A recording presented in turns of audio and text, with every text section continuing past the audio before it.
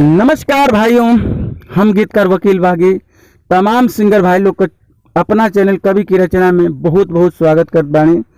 तो आज एगो बहुत ही ज़बरदस्त सुंदर आर्केस्ट्रा सॉन्ग लिखा हूँ और आप सबको भी आशा करता हूँ बहुत अच्छा लगेगा।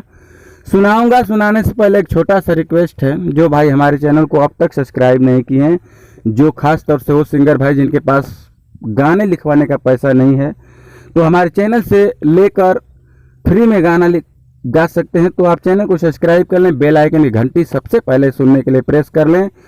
तो लीजिए गाने का मुखड़ा सुनिए। मुखड़ा सुनाने के बाद हम बता रहे हैं आपको कि यह गाना किस ट्रैक पर है। हालांकि देख कर आप समझ गए होंगे, लेकिन फिर भी मैं बताऊंगा। तो लीजिए गाने का मुखड़ा सुनिए।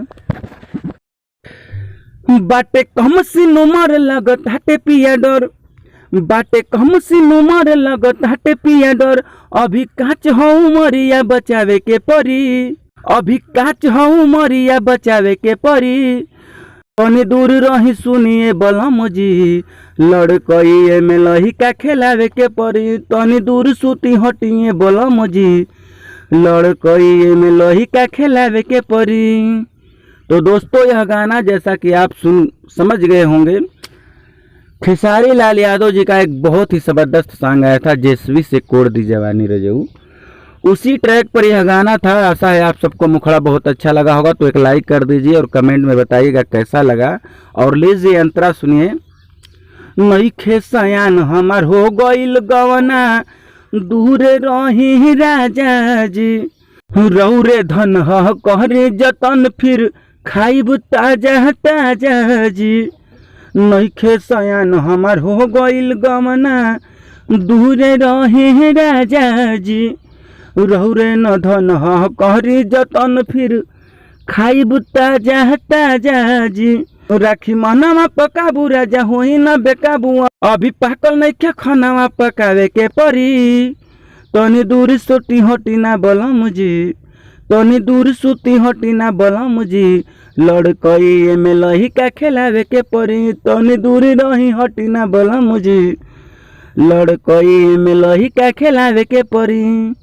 दूसरा अंतरा सुनिए। पिया वकील श्री राम बागी, मानी हमार बात हो, खाए खेले कहूए समैया, हो जाए कुछ घात हो। पिया वकील श्री राम बागी, मानी हमरो बात हो, खाए खेले कहवे उमरिया, हो जाई कुछ घात हो। जन रगरी बदन बहक जाई राजा मन, फेरो बहेदा के कवन बोलावे के परी।